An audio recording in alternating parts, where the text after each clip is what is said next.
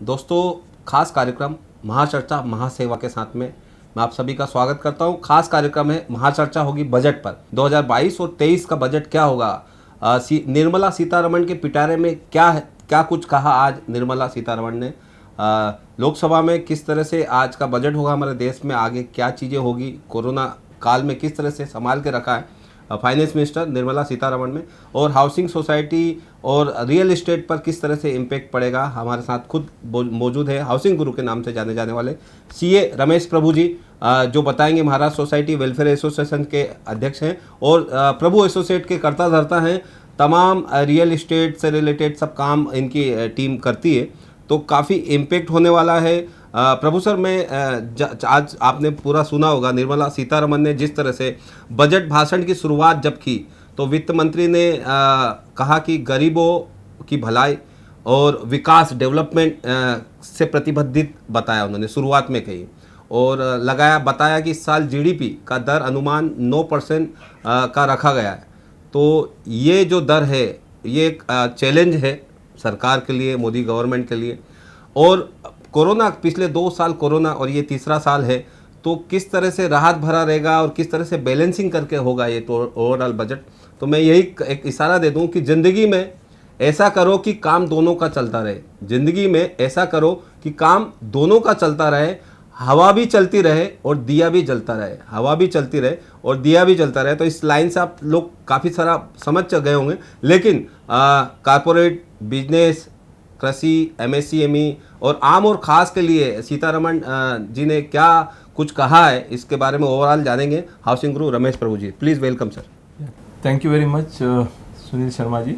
आज का जो बजट है ओवरऑल यदि हम देखेंगे, एक प्रगतिपूर्वक, मतलब एक प्रोग्रेसिव बजट है।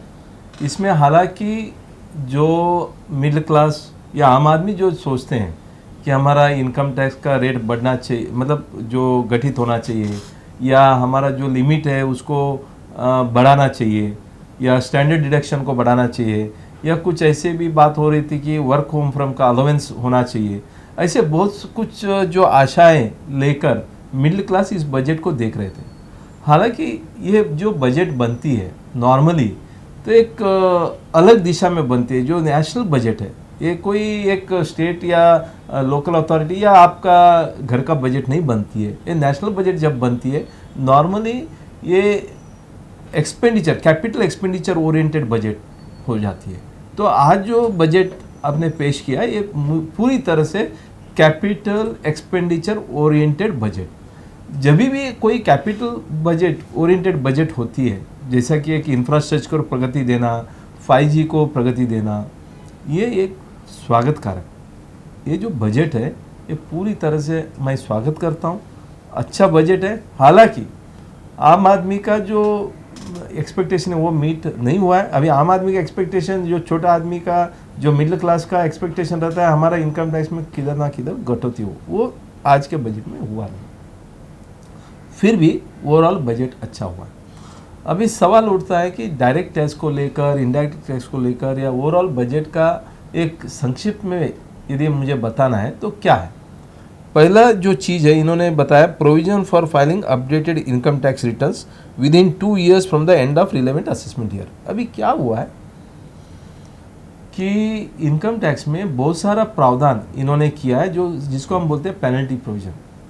ये पेनल्टी प्रोविजन, यदि आप कोई भी इनकम आपने घोषित नहीं किया और इनकम टैक्स अपना एनुअल इंफॉर्मेशन रिटर्न से उसको पिकअप करती है, उससे क्या होगा कि आपको लगभग 70 to 80% जो इनकम डिस्क्लोज है, नहीं है, आपने डिस्क्लोज नहीं किया, लेकिन इनकम टैक्स उसको पकड़ती है, तो आपके ऊपर बहुत सारा जुर्माना हो सकता है। मतलब 70% तक पेनल्टी है, उसके ऊपर सरचार्ज, इंटरेस्ट, 70% पेनल्टी है, उसके ऊपर इंटरेस्ट वगैरह पकड़ के आपको बहुत नुकसानदायक है। यदि आपको पता चलता है कि कुछ, क्योंकि आज एनुअल इंफॉर्मेशन रिटर्न जो अलग अलग इंस्टीट्यूशन फाइल करती है, जो कि टीडीएस के माध्यम से हो या कोई इंफॉर्मेशन का माध्यम से हो, आपका पैन नंबर निकालने से पूरी बैंकिंग का डिटेल, आपका म्यूचुअल फंड का परचेजर, शेयर्स का परचेजर्स या interest deduction in the income tax, मतलब अपना एफडी, ये पूरी जानकारी आपको छोटा सा आपका मिनी बैलेंस शीट जो है आज इनकम टैक्स का पोर्टल में दिखता है।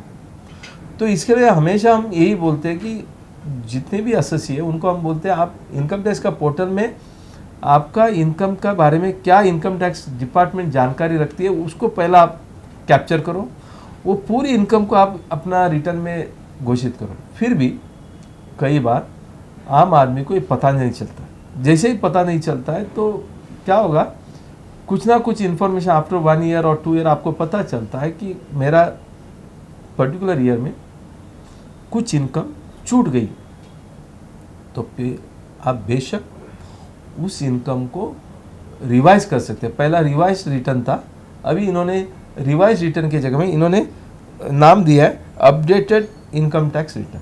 तो आप अपडेटेड इनकम टैक्स रिटर्न जिस असेसमेंट ईयर ख़त्म होने का 2 साल के अंदर आप कर सकते हो। दूसरा जो है रिड्यूस्ड ऑल्टरनेटिव मिनिमम टैक्स, जो आज हम कोऑपरेटिव सोसाइटी की बात करते हैं, कोऑपरेटिव सोसाइटी को 18.5% मिनिमम ऑल्टरनेटिव टैक्स लगती थी। अभी अगला साल से इसको 15% में रिड्यूस किया, क्योंकि जो भी टर्न ओवर होता है in order to have a equal level playing field, जो आज का फाइनेंस मिनिस्टर ने अपना बजट स्पीच में भी यही बताया, in order to give a level playing field for a cooperative society as well as the corporates, मैं जो इनकम है उसको 18.5% मिनिमम ऑल्टरनेटिव, जो ऑल्टरनेटिव मिनिमम टैक्स था उसको उन्होंने 15% किया कोऑपरेटिव सोसाइटी के। जब भी मैं कोऑपरेटिव सोसाइटी की बात करता हूँ, जो कोऑपरेटिव सोसाइटी जो बिजनेस करती है, ये कोऑपरेटिव बैंक हो या कोऑपरेटिव क्रेडिट सोसाइटी हो या आपका शुगर फैक्ट्रीज हो, कुछ भी जो भी कोऑपरेटिव का बिजनेस करते हैं उनके लिए लागू है। हालांकि सवाल उठाया जाता है क्या ये हाउसिंग सोसाइटी को इसके ऊपर कोई तकलीफ आएगा? बिल्कुल नहीं है, क्योंकि हाउसिंग सोसाइटी में क्या होता है कि जो आप रिटर्न्स या इनकम जो आम लोगों से लेते हो इसको कंट्रीब्यूशन बोला जाता है, एंड वो कंट्रीब्यूशन अपना मेंबर के लिए आप यूज़ करते हो, इसलिए उसके ऊपर कोई इनकम टैक्स नहीं है, कॉन्सेप्ट ऑफ म्यूचुअलिटी लागू है। तो इसके हाउसिंग सोसाइटी को इसके ऊपर कोई इफेक्ट नहीं आएगा। हावेवर जनरल जो है उनके लिए लागू रहेगा। अभी आगे बढ़ते हैं कि reduce surcharge for cooperatives from total income of 1 crore up to 10 crore. जो सरचार्ज है वो भी ज़्यादा था, अभी उसको उन्होंने रिड्यूस किया है, और स्पेशली कोऑपरेटिव सोसाइटी के लिए वो सरचार्ज जो लेवल फील्डिंग में डाला है वो भी 1 करोड़ से लेकर 10 करोड़ तक का इनकम जिसका भी है। उसके बाद टैक्स रिलीफ फॉर पर्सन्स, एक ही जो किया है, जो डिसेबल है, जिसको हम बोलते हैं कि डिफरेंटली एबल पर्सन, जो एक पेरेंट्स के ऊपर डिपेंडेंट है, उनके लिए एक खास इन्होंने दिया है tax relief for persons with disability. Allow annuity payment to differently enabled dependents when parents attaining age of 60 years।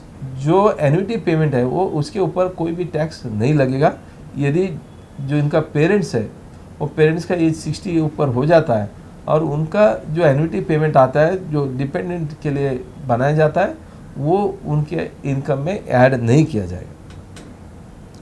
Deduction of national pension scheme for state government employees under 80CCC section, अभी तक only central government का जो pension के लिए आप डालते हो central government employees, उनके लिए भी वो लागू था। अभी जो है आप स्टेट गवर्नमेंट का जो एम्प्लॉयज़ है उन्होंने भी नेशनल पेंशन स्कीम में इन्वेस्टमेंट किया तो उनको भी एक पार में ला गया, तो स्टेट गवर्नमेंट का एम्प्लॉयज़ ने भी नेशनल पेंशन स्कीम में पैसा डालते हैं, उनको भी वही राहत और डिडक्शन मिलता है। महत्वपूर्ण आपको पता है कोविड के बाद या उसके पहले से भी जब से डिजिटल एरा हुआ है, तो डिजिटल एरा होने के बाद स्टार्टअप का ज़्यादा से ज़्यादा प्रगति हो चुका है। यदि स्टार्टअप का प्रगति होती है तो स्टार्टअप के लिए भी कोई ना कोई राहत देना चाहिए। अभी तक जो है स्टार्टअप के लिए खास करके स्टार्टअप एस्टेब्लिश बिफोर 31 मार्च 2023 उनको बहुत सारा टैक्स के औरत सहूलत दिया गया था, बेनिफिट दिया गया था। अभी ये जो बेनिफिट जो है 31 मार्च 2022 तक की था, लेकिन आज भी स्टार्टअप आगे आ सकता है, उनको आपको बेनिफिट देना चाहिए। इसके लिए स्टार्टअप को ये जो बेनिफिट है वो 1 साल का मुदत बढ़ा दिया। उसके बाद वर्चुअल डिजिटल असेट, ये बहुत इम्पॉर्टेंट चीज़ है। आज आपको पता है अलग अलग क्रिप्टो करेंसीज, जिसको हम बोलते हैं डिजिटल करेंसी, ये जो डिजिटल करेंसी है, क्रिप्टो करेंसी है। इन्होंने हालांकि क्रिप्टो करेंसी करके बताया नहीं, उन्होंने वर्चुअल डिजिटल असेट बोला है। इसका मतलब नॉर्मली ये क्रिप्टो करेंसी है। यदि उसमें कोई प्रॉफिट आप करते हो बाइंग एंड सेलिंग करने के बाद, आप उसमें जो प्रॉफिट करते हो उस प्रॉफिट के ऊपर आपको इनकम टैक्स भरना है। वो भी कितना इनकम टैक्स भरना है? वो जो भी प्रॉफिट आप करते हो 30% इनकम टैक्स भरना है। अभी सवाल उठता है, क्रिप्टो करेंसी में यदि हम कुछ भी करते हैं तो उसके ऊपर क्यों इनकम टैक्स चाहिए? इनकम टैक्स इसके लिए चाहिए क्योंकि गवर्नमेंट जो है करेंसी का जो ट्रेडिंग है उसको आगे जाके रेगुलेट करने वाले हैं, और उसका जो हमें पता है उसको कैसा भी करके उनको क्रिप्टो करेंसी में या ट्रेडिंग कम से कम लोग करना चाहिए, और यदि कोई प्रॉफिट करता है उसके ऊपर इनकम टैक्स लगना चाहिए। इसके 30% इनकम टैक्स उसमें दिया है। No deduction for expense other than cost of acquisition, no set off losses. मतलब क्रिप्टो करेंसी में एक तो जो एक्विजिशन कॉस्ट है उसके ऊपर तो इनकम टैक्स आएगा नहीं, प्रॉफिट के ऊपर ही आएगा।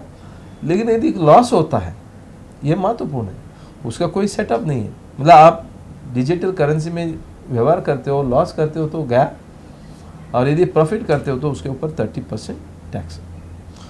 उसी हिसाब से TDS जो है 1% on consideration above specific threshold, TDS का प्रावधान भी उन्होंने लाया है, 1% TDS भी होगा।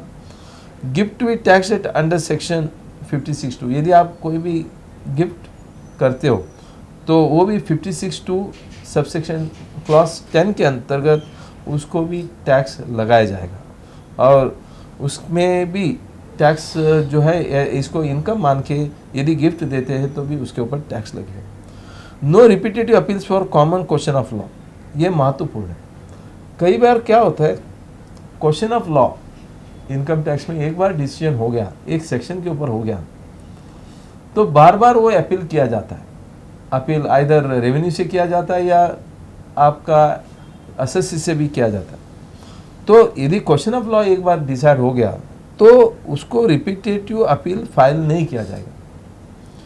Offshore banking units IBFC income to be provided exemption, तो जो ऑफशोर बैंकिंग यूनिट्स है और हालांकि इंटरनेशनल का जो बैंकिंग होती है उसमें जो भी इनकम जनरेट होता है उसमें आपको एग्जेम्पशन दिया जाएगा, क्योंकि they want to encourage the international banking. उसके बाद surcharge of certain associate persons to be capped at 15%। जैसा मैंने बताया, एसोसिएट पर्सन के ऊपर भी, जैसे सोसाइटी के ऊपर भी 15% सरचार्ज है, उसी तरह से एसोसिएट पर्सन को भी 15% सरचार्ज है, उसका कैप किया जाएगा। Surcharge on long term capital gains on any assets to be capped at 15%। Surcharge अभी कैपिटल गेन के ऊपर भी 23% तक जाता था, अभी उसको भी 15% तक कैप किया जाएगा। Health and education cess not allowed as business expenditure, यदि हेल्थ एंड एजुकेशन सेस जो हम पेमेंट करते हैं वो नॉर्मली बिजनेस एक्सपेंडिचर करके लिया जाता है under section 37 income tax act के हिसाब से, उसको वो राहत नहीं मिलेगा, वो आप नहीं ले सकते हो। वैसे no setup of loss against undisclosed income detected during the search, यदि कोई मान लो आपका सर्च हुआ और अनडिस्क्लोज्ड इनकम डिटेक्ट हुआ, तो वो जो इनकम है उसको आप लॉस में से सेटअप नहीं कर सकते। आप बोलेंगे कि मेरा पास 100 करोड़ का लॉस है, लेकिन आपने तो 100 करोड़ डिटेक्ट किया, नहीं, वो लॉस है तो वो सेटअप नहीं होगा, आपको अलग से उसके ऊपर इनकम टैक्स भरना पड़ेगा। ये संक्षिप्त में यदि इनकम टैक्स का यदि हम बात करते हैं, ये थोड़ा सा आया है। हालांकि आपका टैक्स स्लैब में कोई परिवर्तन नहीं हुआ है, आपका स्टैंडर्ड डिडक्शन में कोई परिवर्तन नहीं है।